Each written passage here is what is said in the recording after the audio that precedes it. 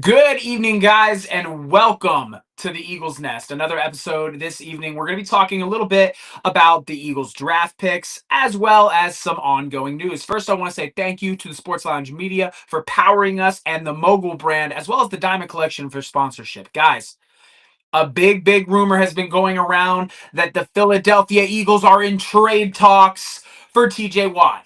Let me go ahead and tell you right now, as a diehard Eagle fan to my core, there is no version, no universe where the Philadelphia Eagles trade for TJ Watt. Off cap space alone, it just cannot happen, okay? I mean, I understand that he's one of the best pass rushers in the game right now. Any team would love to have him. And I do think that he is possibly going to leave the Steelers due to contract negotiations, but it will not be to the Philadelphia Eagles. Guys, instead, we need to focus on our youth, okay? We've had great showings from Nolan Smith as he has gotten better as a pass rusher. Jalen Hunt showed flashes of greatness as a young, developing pass rusher. Guys, we still have Bryce Huff. There's still a lot of names on this Eagles team, and we need to look towards the draft. That is what Howie Roseman likes to do.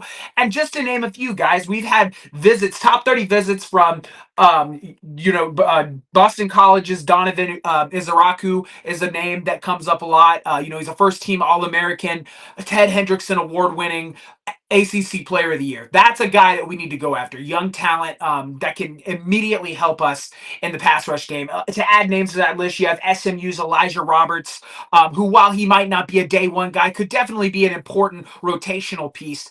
Out of all of the guys that we have brought, we have 8 defensive linemen, 6 offensive linemen. Surprise, surprise, Howie Roseman loves his offensive line. At the end of the day, we kind of knew that was going to happen. Let me switch to the chat. Daniel, welcome in. Appreciate you for showing up, my man. Guys, if you're in the chat for the live view, type in live in the chat as well as your team. If you're watching the replay, type in replay as well as your team. I love to look at those messages, man, and go back and read them. But yeah, guys, at the end of the day, we all know that Howie Roseman is going to invest in the defense and offensive line. We need help along the D line, just some rotational depth pieces, guys. But outside of that, there's another gigantic name. Callum, welcome in.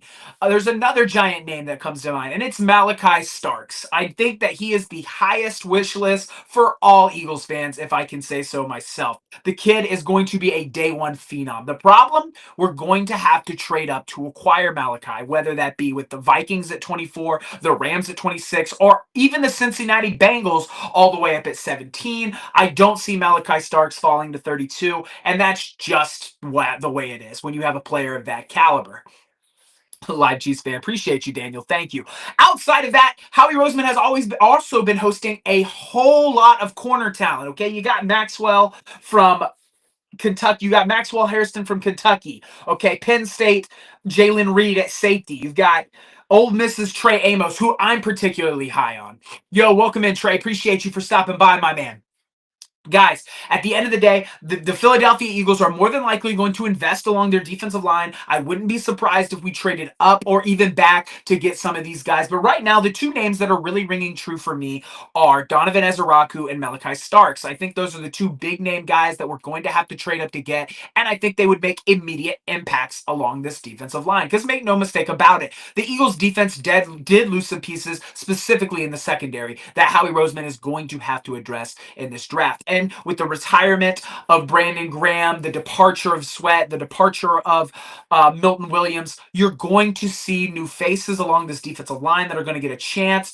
And I do think we're going to bring in some young talent. Amongst those defensive names, you had Nick Scorton as well as Shamar Stewart, 2 high-name A&M guys that I think could also come in and be immediate contributors to this Philadelphia Eagles defensive line. Oh, we got a question in the chat. Let's look at it real quick. We got Daniel. Oh, it's not showing. There we go. Gotcha. Daniel says, nah, but what's your opinion on the disrespect the Chiefs has been getting? Because saying we won't make the playoffs is crazy. I think that the Chiefs take a step back, don't necessarily know that it's not going to be, I think they will still be a wild card team, but I could envision a world where the Chiefs get bounced out in the divisional round. It will all kind of have to play out the way it plays out. But guys, going back to the Eagles, I think that, right now it's obviously a premium to do D-line, O-line, and safety. But we also have a line linebacker sprinkled in there as well as a running back. Another big name that I think a lot of people look over, Miami's Tyler Barron. I watched him play live. Kid's absolutely freakish in terms of his physical requirements. He bends the corner well. He's aggressive at the point of attack. He doesn't always maintain his pass rush integrity, but his pass rush lane integrity, but that can be coached up, and I do trust the Philadelphia Eagles to do that in Philly. Also, guys, thank you in the chat. If you have any questions, drop them in the chat, and throughout the show, I will definitely throw them up on the screen to answer them. I want to say thank you, guys, for checking it out. This coming, not this week, but next week on Thursday, the NFL Draft starts at 6 p.m. here on the Sports Lounge Media. The people that power me, guys, we're going to be having a live draft show that I want all of you to attend because it's going to be a lot of fun. All of us are going to get to come together, watch the draft, give our crazy takes. It's going to be just like watching it on ESPN, only better. Another name that I think a lot of people gloss over is Penn State's Jaylen Reed. A lot of people aren't as high on Jaylen Reed as I am. I think that he could be a contributing day two guy as well as a rotational piece in the Philly secondary. He's extremely athletic, graded out as one of the most athletic safeties in this draft. Do I think he's going to go in and earn the starting spot? Probably not. I think that we bring in Justin Simmons, a veteran, to teach Sidney Brown, and then you bring in a guy like Jaylen Reed as a rotational piece. But guys, we all know that out of the top 30 visits, the Philadelphia Eagles usually select from that pool of athletes. Last time it was 6 of them. And guys, there's 7 rounds, 6 of them came from the top 30. These visits are absolutely crucial. You can find these lists anywhere. I may start creating my own list to keep you guys in the loop, but the top 30 visits are absolutely crucial. Yo, what is happening, my man? Aaron, good to see you, man. Go Birds. I got my man Aaron in the chat. Appreciate you so much. Thank you. We've got another one. Step back. Yes, I can accept. But missing the playoffs with Patrick Mahomes is crazy. I would agree. I can agree with that. I think Patrick Mahomes is still the best quarterback playing football. Trey Hayward's got one up here. Let me bring him up real quick. Sorry, I'm doing it off my phone. It's better. I think if James Pierce Jr. falls to us, we've got to take him the second best D edge in this draft. I would agree with you. I love James Pierce Jr. The only reason I don't really pay attention to it is because I personally don't think he's going to be available. I think that James Pierce Jr. will probably end up a Lion, a Commander, possibly even a Tampa Bay Buccaneer. But yes, I agree. He is one of the better edges in this draft. But I think if we had our choice, right, as Eagles fans, if we had our choice, we go Donovan Ezaraku. Obviously, the big name guy is Abdul Carter, but he'll be long gone by the time the middle of the draft goes up. But yeah, I think the big names right now are Malachi Starks, Donovan Ezaraku, as well as some of these offensive line guys. Guys, we all know Howie Roseman builds in the trenches, and it's no exception in this draft. A lot of offensive linemen, specifically guards. You got Ohio State's Donovan Jackson, that I personally believe is the best guy that we've had to visit in the top 30 outside of Oregon's Josh Conerly Jr. I think that Donovan can play both tackle and guard at the NFL level. Would he be a day one starter in Philly? No, but he would get to listen and learn from the best offensive line coach in football. Guys, if you can hear me okay, I'll let me know as well. I'm trying out a new mic. We got the Blue Yeti mic upgrade. James Pierce won't fall that far. Max 2022. I would agree with Daniel. We got Daniel in the chat who says James Pierce won't fall that far. Max 2022. I would agree. I think that he's just too good of an edge talent. Also, while you guys are coming in, I appreciate everyone for coming in and hanging out tonight. We're going to talk this draft a little bit, some of the Eagles' needs. I addressed earlier in the show the TJ Watt drama circulating Philly. Guys, it's not going to happen. Get it out of your brain. We're going to focus on youth, as we always do. A lot of people thought that, Myles Garrett was going to be the guy. We were bringing Myles Garrett to Philly. Didn't happen. He re-signed in Cleveland, as well as Crosby re-signing with the Raiders. We need to stick with the talent we have and develop it at a high level, because Jalen Hunt and Nolan Smith are coming into their own. I mean, are they TJ Watt's level? No, but they have to work to get there. And I like how he's doing in those regards. As well, on the offensive side of the football, like I said, we're going to do a lot of offensive line. That is what the Philadelphia Eagles like to do. If there's maybe some receivers later in the draft you can attack, sure, but we don't really need that, right? There's been no receiving. The only offensive position types that we have seen in the top 30 visits is the single running back from Miami, as well as all offensive line. So I think it's pretty safe to assume Howie Roseman's going to do what he always does, and that's attack the trenches, as any team should. Jaden Blue from Texas, excuse me, not Miami. Excuse me. Let me. Didn't bring my water in here. Of course I didn't. But that's okay. We'll keep powering through, guys. Thank you everybody for coming in here, man. I want to say thank you to the Sports Lounge for powering the Eagles Nest, and to the Mogul brand as well as the Diamond Collection for sponsoring the Eagles Nest. Guys, go check out the Sports Lounge Media. Like I said, on Thursday, me and the guys are going to get together and do a live draft watch show. Can't wait. It's going to be absolutely exciting. I better see every single one of you there.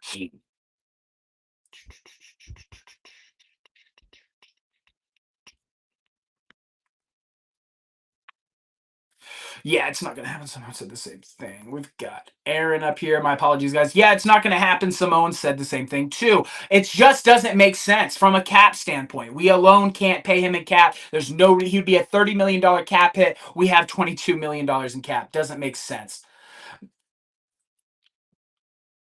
But yeah, guys, at the end of the day, this draft it's going to be exciting. It's going to be the Philadelphia Eagles doing what they always do, attacking the edge position. The question is, do we think Malachi Starks or Donovan Ezeraku are worth trading up in the first round? The answer to that, in my opinion, absolutely. I think Donovan, for his size, he's undersized for an outside linebacker, but he makes up for this with explosive hands as well as quick reaction time and a wicked bend. You got Malachi Starks, who is 6'1", 200 pounds. He's pro ready right now.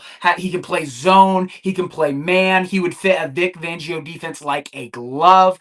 I think that we need to make those two guys our first round priorities. Outside of that, I would love to see us answer some offensive line questions, because Eagles fans, you got to sit here and you got to think. We've got to start thinking about life after Lane Johnson. He's got about 3 more years left in him, and then we're going to have to go to a new tackle system, and I think we are going to be shopping for that.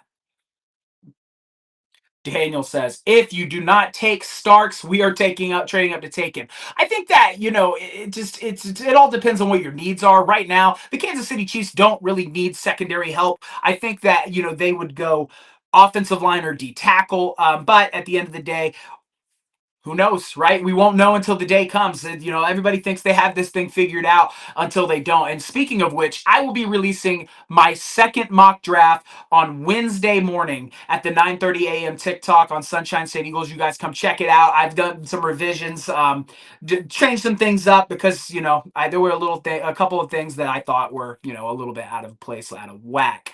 But yeah, guys, end of the day, the Philadelphia Eagles filling it up with offensive line, defensive line, safety, linebackers. That's Howie Roseman's MO. It's what he likes to do.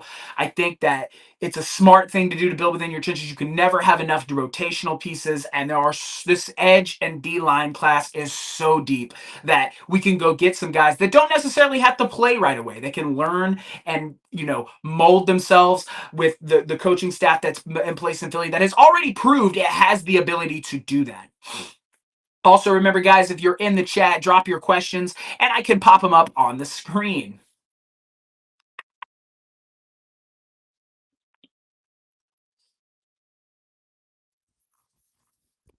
But anyway, let's see. We've got Daniel.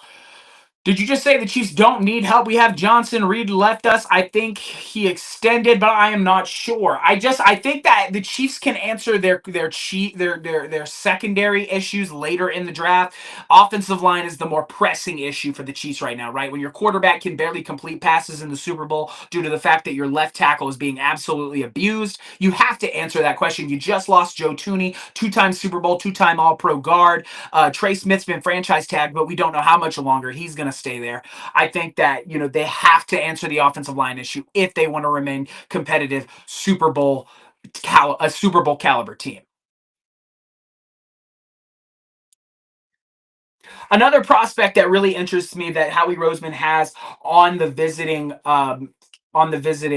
page is Kansas State's Jacob Parrish. I think he's overlooked by a lot of people, but could be a great rotational piece, kind of like Kelee Ringo has been the entirety of his time with the Philadelphia Eagles. I think that you can bring him in. Right now, our boundary corner position is kind of up for grabs. You have Kelee Ringo, you have Ricks, you have Adoree Jackson, all these guys competing for that second boundary corner spot. And I think you bring in a guy like Jacob Paris from Kansas State that's kind of being overlooked but has great athletic measurables, and he can come in and be an automatic contributor. Do you have any collaborations? Hold on, let's see.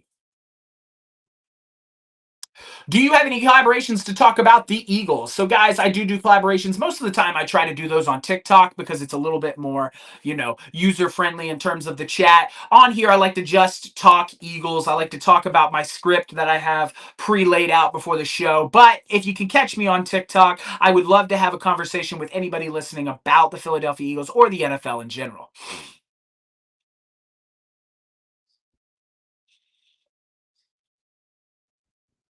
USC's Jalen Smith is also another name that I think a lot of people gloss over. The kid was very productive in his time. The problem was sometimes he had the injury bug and had to kind of, sit out. But I like that name as well. A lot of good low names. You got Ohio State's Tyleik Williams, who I think would also be an incredible interior defensive line edge piece, guys. It really looks to me like Howie Roseman is going to do what he always does, and that's attack the offensive defensive line for the Philadelphia Eagles and keep it going for the foreseeable future. And I can't say I blame it. It's the recipe for success. You look out in Detroit where they're trying to mimic that as well among the defense and offensive line to keep it fresh for many years to come. And Howie Roseman, has built the best offensive line in football. Last season, I thought we had one of the best defensive lines in football.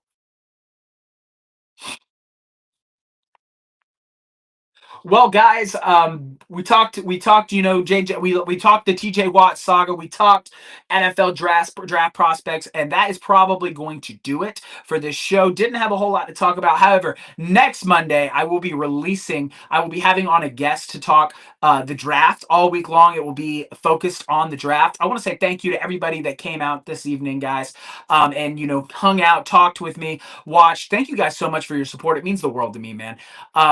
Again, I want to say thank you to the Sports Lounge Media for powering the Eagles Nest, as well as the Mogul brand and the Diamond Collection for their sponsorships. Guys, next Thursday, NFL draft time. I want to see every single one of you in the Sports Lounge Media chat room. We are going to be having a live draft party.